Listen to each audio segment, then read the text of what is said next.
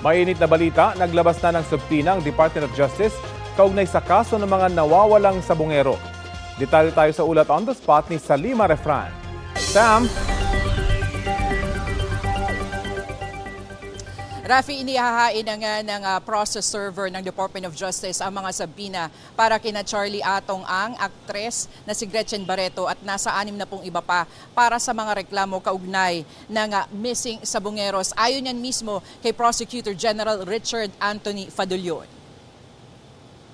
Para ito sa preliminary investigation sa mga reklamong multiple murder, kidnapping with serious illegal detention, enforced disappearance, paglabag sa Anti-Graft and Corrupt Practices Act, direct bribery, corruption of public officials, obstruction of justice, at paglabag sa international humanitarian law. Sinimula ng pagsisilbi ng sabpinas kagabi at nagpapatuloy ito ngayong araw.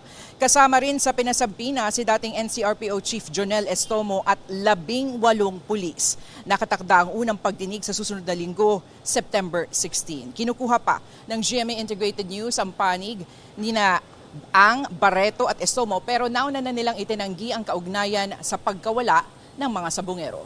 Yan muna ang latest mula nga dito sa Department of Justice sa Maynila. Rafi. Maraming salamat, Salima Refran.